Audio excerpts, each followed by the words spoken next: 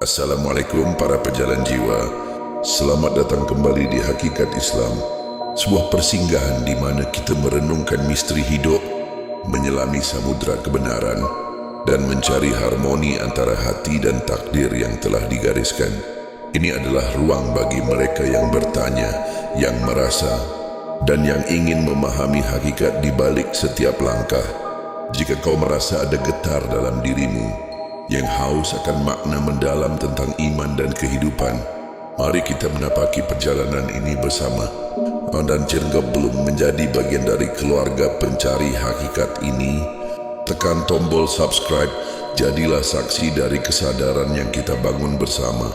Bayangkan kau berdiri di persimpangan satu jalan bernama takdir yang telah ditulis sebelum kau lahir, dan jalan lain bernama kebebasan yang kau pilih dengan setiap napasmu. Qada dan qadar, dua kata yang menyimpan misteri sekaligus keajaiban. Pernahkah kau bertanya, apakah hidup ini sudah digariskan sepenuhnya, atau kau benar-benar bebas menentukan arahnya? Iman kepada qada dan qadar bukan sekadar percaya pada takdir. Ia adalah tarian halus antara apa yang ditetapkan Allah dan apa yang kau usahakan. Hari ini kita akan menyelami tema yang penuh renungan. Iman kepada qada dan qadar, antara takdir dan kebebasan manusia. Bersiaplah, ini adalah perjalanan untuk membuka mata hati, menajamkan pikiran, dan menemukan kedamaian dalam misteri ilahi. Iman kepada qada dan qadar, apa yang kau pikirkan? Garis takdir yang kaku atau ruang luas untuk menari? Allah berfirman dalam surah Al-Qamar ayat 49, sesungguhnya kami menciptakan segala sesuatu dengan ukuran. Qada adalah keputusan Allah yang abadi, ditetapkan dengan takaran sempurna takdir yang sesuai dengan kebijaksanaannya, tak pernah kelebihan atau kekurangan. Qadar adalah wujudnya dalam hidupmu, apa yang kau alami dari takaran itu. Tapi dengar ini, Allah juga berfirman dalam surah Ar-Ra'd ayat 11, sesungguhnya Allah tidak mengubah keadaan suatu kaum hingga mereka mengubah keadaan yang ada pada diri mereka sendiri. Takdir sudah ditulis, tapi kau diberi kuas untuk melukis di atasnya takdir dan kebebasan berjalan bersama. Rasulullah SAW bersabda dalam hadis riwayat Muslim, tidak ada sesuatu yang menolak takdir kecuali doa, dan tidak ada yang menambah umur kecuali kebaikan. Ini adalah rahasia. Qadar memang pasti, tapi qadar memberi ruang untuk usaha dan doamu. Banyak yang terjebak dogma, bilang takdir sudah ditentukan, buat apa berusaha? Itu pemikiran yang menyiksa, membuat hidup menderita karena pasrah tanpa daya. Padahal Allah tak menciptakanmu untuk jadi boneka. Dia memberimu akal, hati, dan tangan untuk bertindak. Bayangkan Nabi Muhammad SAW, takdir menempatkannya di tengah ujian, tapi usaha dan doanya mengubah dunia. Dari sains, kita tahu alam punya hukum sebab akibat. Tanaman tumbuh karena kau siram, bukan hanya karena ditakdirkan hidup. Qada adalah blueprint ilahi, tapi qadar adalah prosesnya, dan kau bagian dari proses itu. Penelitian psikologi bilang usaha dan optimisme membentuk hidup yang lebih baik. Ini selaras dengan Islam. Takdir ada, tapi kau punya peran.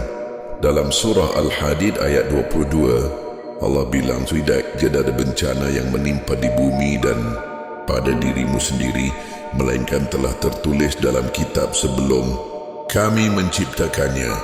Takaran itu pasti, tapi kau bisa ubah cara menghadapinya dengan ikhtiar dan tawakal. Tanyakan pada dirimu, jika takdir adalah takaran sempurna, mengapa kau masih punya harapan?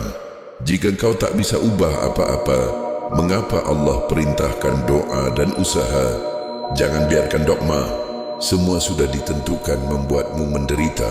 Hidup adalah tarian antara menerima takaran Allah dan memperjuangkan kebaikan. Bayangkan kisah Umar bin Khattab. Saat wabah melanda Syam, ia memilih menghindar dan berkata, aku lari dari satu takdir, Allah menuju takdir Allah yang lain. Qadar menetapkan wabah itu, tapi kebebasannya memilih ikhtiar ia tak pasrah begitu saja. Kesadaran akan takaran takdir memberinya keberanian untuk bertindak, bukan menyerah pada dogma. Lalu ada kisah lain seorang pemuda moden. Ia gagal ujian lalu bilang, "Ini takdir, aku tak bisa apa-apa." Tapi temannya menjawab, "Allah tak suruh kau diam usaha lagi." Ia belaya keras, lulus dan sadar qadar memberi ujian, tapi qadar memberi ruang untuk bangkit. Dua cerita ini menantangmu. Apakah kau hanya menyalahkan takdir atau kau ambil bagian dalam takaran Allah dengan usaha dan doa? Mari kita selami putaran kesadaran total tentang qada dan qadar. Perjalanan menuju hakikat sejati. Fedaing kesadaran awal, kau tahu takdir ada. Surah Al-Qamar ayat 49. Sesungguhnya kami menciptakan segala sesuatu dengan ukuran. Qada adalah takaran sempurna Allah seperti arsitek yang merancang alam dengan presisi. Tapi ini baru langkah pertama seperti mengetahui peta tanpa melangkah. Kedua, kesadaran yang bertumbuh. Kau sadar takaran itu memberi ruang. Surah Al-Baqarah ayat 286. Allah tidak membebani seseorang melainkan sesuai dengan kesanggupannya. Takdir tak pernah melebihi batasmu. Allah tahu kapasitasmu dan dia beri kebebasan untuk memilih sikap. Rasulullah SAW bersabda dalam hadis riwayat Tirmizi, "Kuatkanlah keyakinanmu pada qadar, maka hatimu akan tenang." Sains mendukung penelitian tentang resiliensi, bilang penerimaan dan usaha membawa ketenangan mental. Takdir adalah kenyataan, tapi kau punya kuasa atas responsmu. Kesadaran total adalah saat kau hidup dalam harmoni ini. Surah Asy-Syura ayat 30. Dan musibah apapun yang menimpamu adalah karena perbuatan tanganmu sendiri. Qadar menetapkan takaran, tapi qadar membukakan pintu usaha kau. Tak bisa ubah apa yang sudah tertulis, tapi kau bisa ubah apa yang kau lakukan dengannya. Dogma fatalisme takdir mutlak, tak ada gunanya bergerak, adalah ilusi yang membelenggu. Allah tak ciptakanmu untuk menyerah. Dia ciptakanmu untuk berjalan, berdoa dan bertumbuh dalam takarannya. Pertanyakan pada dirimu, kapan terakhir kau merasa terpuruk dan apa yang kau lakukan? Jika qada adalah sungai, apakah kau hanya mengapung atau kau mendayung menuju tepi? Kesadaran ini adalah kunci damai kau menerima takaran Allah, tapi tak pernah berhenti memperjuangkan kebaikan. Imam Al-Ghazali berkata, takdir adalah rahasia Allah, tapi usahamu adalah bukti cintamu padanya. Ali bin Abi Thalib berujar, jangan takut pada takdir, tapi takutlah jika kau tak berusaha. Ibnul Qayyim berkata, qadar adalah cermin kau melihat apa yang Allah tetapkan, tapi kau menentukan bayanganmu di dalamnya. Kata-kata ini adalah panggilan untukmu, untukku, agar kita hidup dengan kesadaran penuh antara qada dan qadar, bebas dari dogma yang menyiksa. Bagaimana kita hidup dengan iman ini? Mulailah dari sini.